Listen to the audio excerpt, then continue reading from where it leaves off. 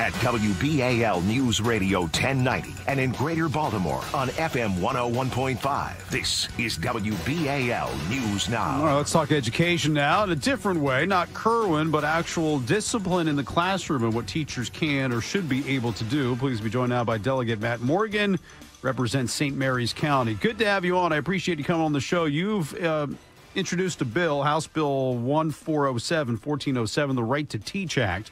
What exactly does it do, and why is it needed? Well, I mean, you just mentioned on your earlier in your show about internal polling with crime. Mm-hmm. We've internally polled, a lot of policy on education, and overwhelmingly, people are saying they want more discipline in the classroom. It's a very chaotic situation in a lot of classrooms throughout our state where you're having teachers just treated really, really bad. Students, cursing at teachers, walking out, and no real learning is going on. And we're thinking it's caused by a couple students, and the school administration is just simply not utilizing the tools that are available to them the best they can. So we have some model legislation that we found that they're doing out in Texas. It's really, really simplistic. It just allows the teacher, when the teacher removes a disruptive student from class, before that student can come back, the administration has to get the teacher's permission. The teacher has to approve the kid coming back in the classroom. Correct. And what happens if the teacher says no? What happens then? Well, it's up to the administration to find something else to do with that child. And, people may think that's a rough way of looking at it. But honestly, what's under current law is we have to provide every child an education, but it doesn't say where and how we should provide that child education. So they could take this disruptive student, and it might be a program that the superintendent makes up, or the principal. Take the child and move them to the cafeteria, alternative classroom. They could, view their materials online, video conferencing. For students are chronically disruptive, you have in-school suspension, and you have alternative schools. But these are tools that the administration has available to them, and we just don't feel they're utilizing them. And the people that are most hurt by this are the kids trying to get an education in class. Yeah. All right. So I'm curious. You said this is patterned after something in Texas. What have the results been in Texas? The results have been fairly well, and it was actually supported by their teachers union down there. So this is a common sense practice. We've spent a lot of time over 3 years with the Kerwin Commission. You mentioned it on the lead-in. Mm-hmm. We're told time and time again we need to start start treating teachers like professionals, and I agree. And honestly, no professional should be treated like how teachers are currently being treated in the classroom by their clients, which is the students.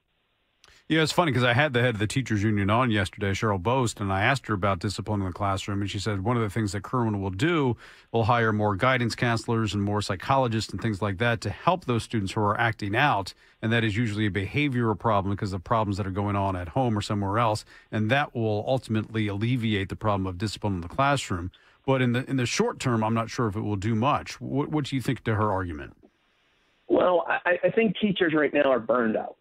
And we see this, that teachers enter the field, we've had pretty good recruiting, and after 4 or 5 years, they're looking to do something else because the teachers that have contacted me had one teacher that was actually crying in her car every day before going into class. And I think that's a situation where a lot of young teachers find themselves in. So that if they just had some more tools where they could, put them a little bit more in charge of the classroom, that's really where we're going with this legislation. I am curious. You're in St. Mary's County. We talk a lot about this here in Baltimore. It happens in Baltimore City Schools, but it happens in Baltimore County, Anne Arundel County, Carroll County. I mean, do you think this is a statewide issue when it comes to discipline in the classrooms? I think it is a statewide issue. And it was interesting, as we were walking into the chamber a few weeks ago, the activists on Kerwin, they're very active. They hand out little cards. And one of the cards they said was our fourth grade reading scores in the last 2 years have dropped 13%. And I remember asking the lady, I said, why do you think that's that? And then she went, well, it's lack of funding. But that's not true. I mean, we put a record amount of money into the school system the last few years. What has changed has been the disciplinarian guidelines. And I think this is really a cause of government trying to do too much and trying to make everyone happy. We need to not focus on the one or two disruptive students as much as the whole of the class, and focus on the children that really want to try to get an education.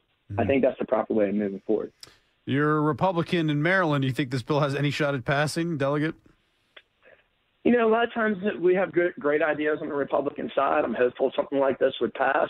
This might be something that we bring back year after year to just kind of make a splash, basically, and say, we need to get the policy in effect, not necessarily the bill. To me, my main goal is making sure the classrooms continues to be a good place. Middle-class Marylanders that depend on the public schools. It's a huge benefit for them. If you start having to pull their kids out and send them to private schools, that's a considerable cost for middle-income Marylanders, and I don't think that's something we really want to push people towards. Yeah, trust me, I know. I got 3 kids in public school right now. Delegate, good to have you on. I appreciate you coming on the show. Well, I appreciate it. Thank you for giving some attention to this, and you're doing a great job. Matt Morgan, St. Mary's County delegate in St. Mary's County, on his bill for discipline in schools. 725 on WBAL. WBAL News Radio 1090 and FM 101.5.